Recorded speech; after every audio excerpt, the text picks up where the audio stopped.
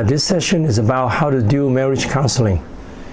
I want to say that it's not easy to learn to do counseling in just one session, but because of the lack of time, I hope you first learn how to apply it to your marriage, and then learn how to help other people with the marriage problem.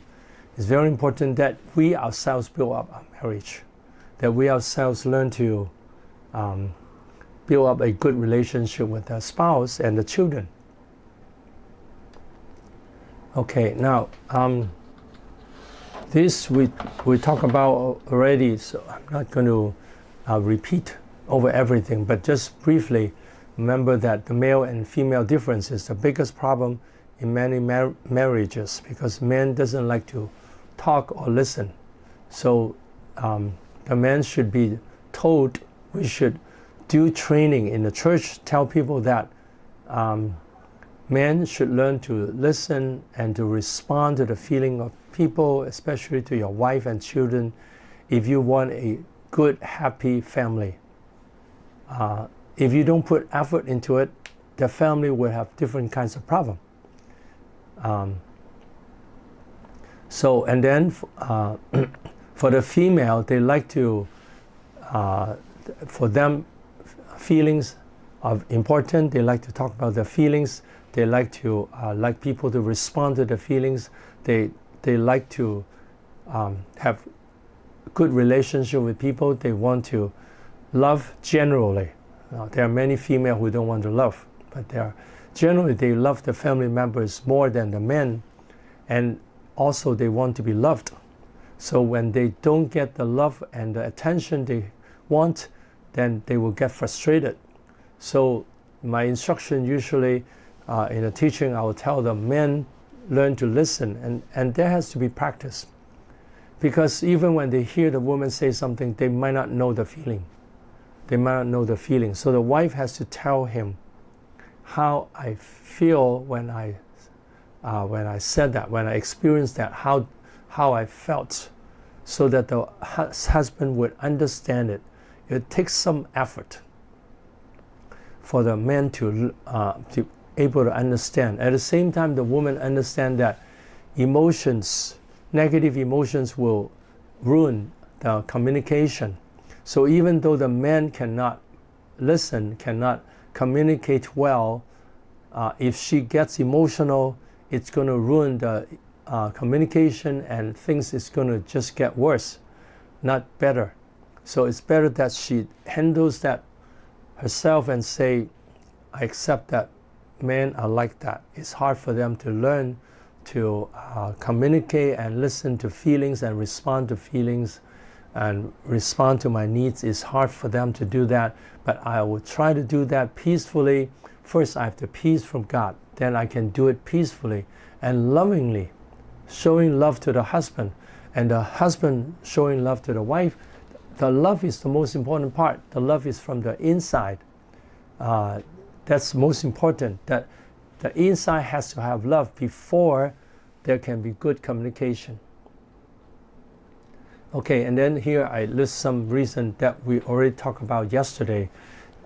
They hurt each other because people like to criticize and don't listen and get emotional and force people to change.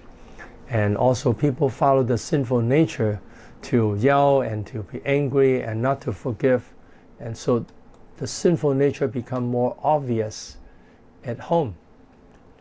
And then if the marriage problem is not taken care of, it will become worse and worse, and then it will end up, it could end up in divorce. And then parents and children a problem also, if it's not taken care of, then the children will become rebellious, and the family will have more and more problem, and the children grow up, they might become, they become non-Christian, and they don't follow God. So it has happened to many Christian families that the children don't like Christianity because they say, my parents are not good examples. My parents let me see that they thought that is the problem of Christianity. The parents show the problem of Christianity. Actually, it's the problem of people, not of Christianity, not of Jesus.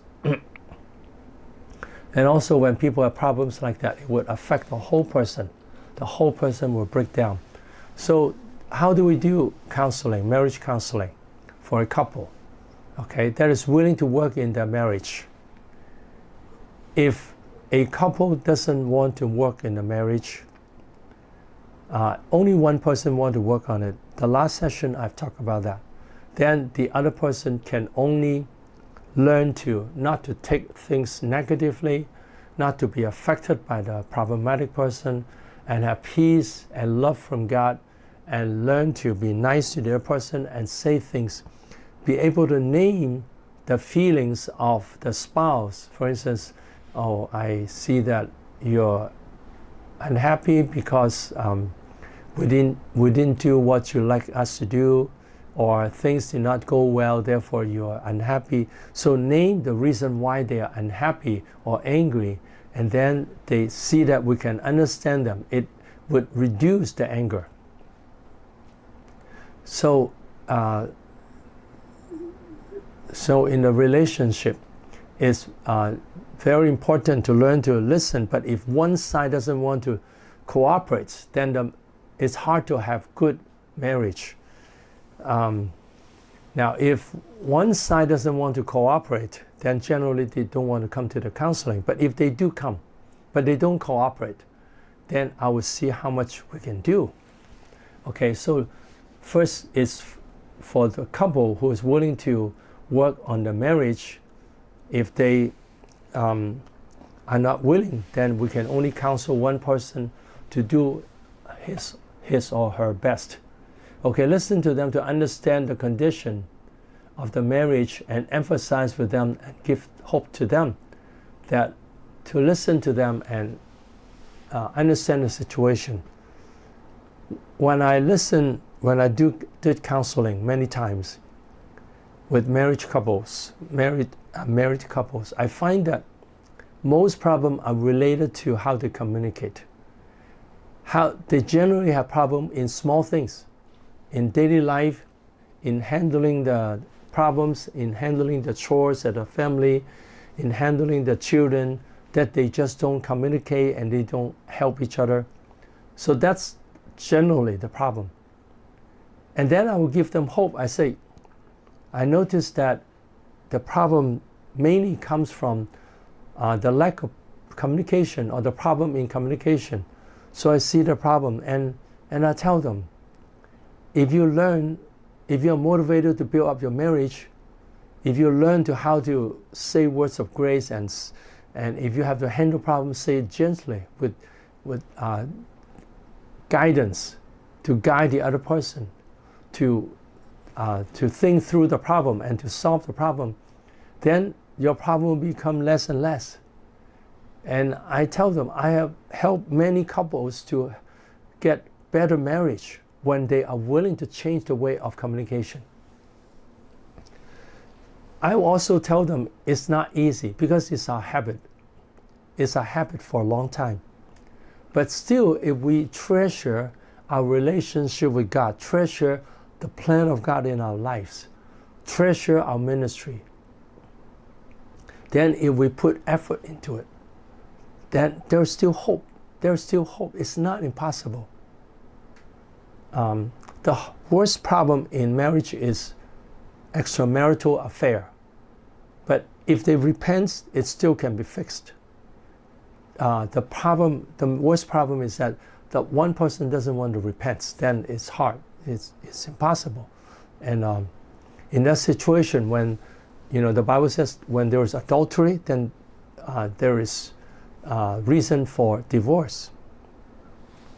So when I listen to most problem, it's mostly daily problem, communication problem, love problem, and I say, do you want to build up your life? Do you want to build up your marriage? Do you want to be pleasing to God?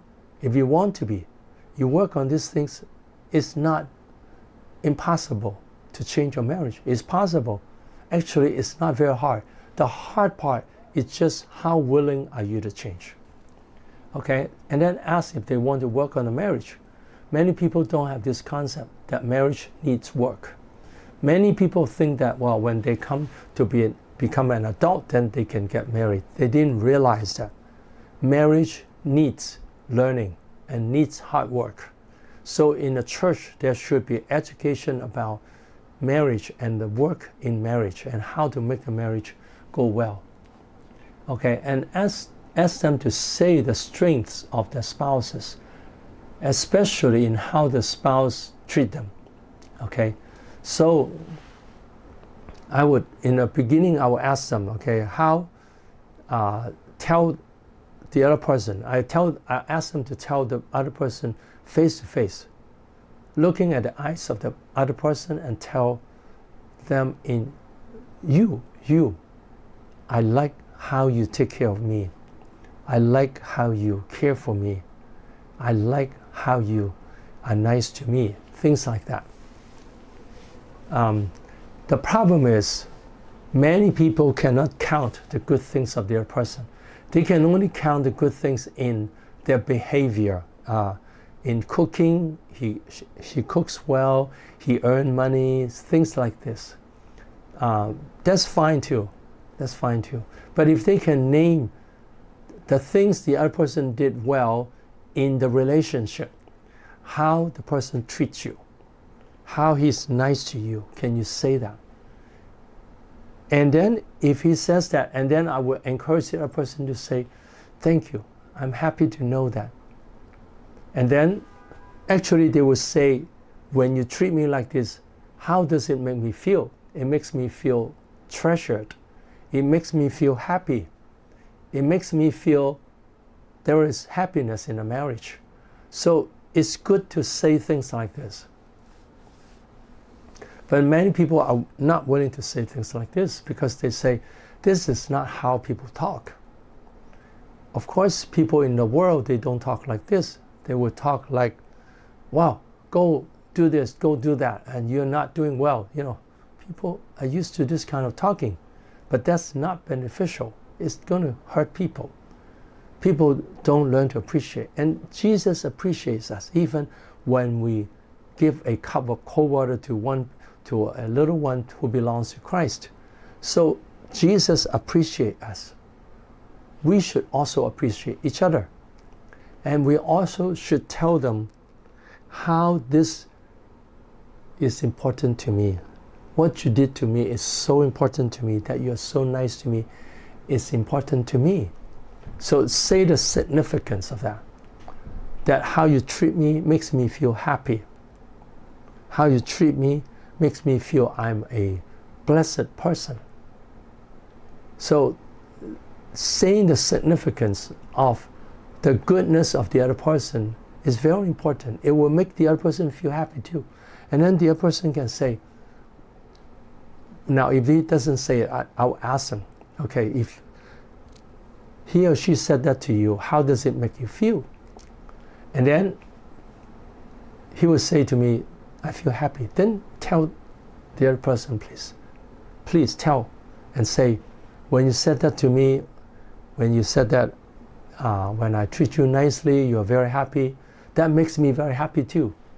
Now this is good communication. To say how the other person talk affects us. So we let them do this, but I would say it's hard for people to say it because it's not their habit. So it's something we need to train them. And actually this training can be done in the church. You can have, marriage couple training day that you spend a few hours training them to say nice things to the other person, and then the other person respond and say how this affects me, how this is important to me, how this makes me happy. So they should tell the other person, how that. Let me see.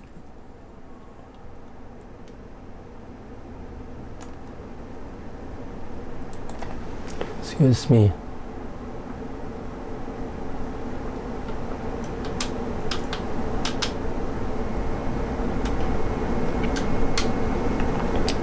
So responding to people by telling them how we feel is very, very important. Okay? And then 4, ask them if they believe the marriage have the potential to get better.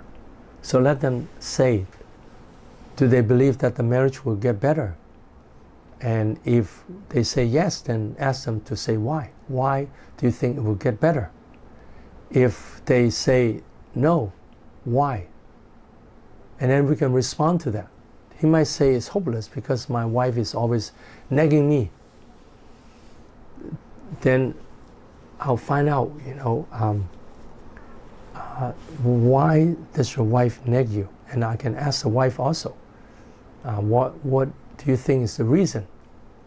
And the wife might say, well, he doesn't listen to me, so I nag him. So I ask her, if he's willing to listen and apologize, are you willing to not to nag him when he apologizes and say, I'm willing to change next time? So we'll ask them, do they believe? And then 5, explain the differences between male and female.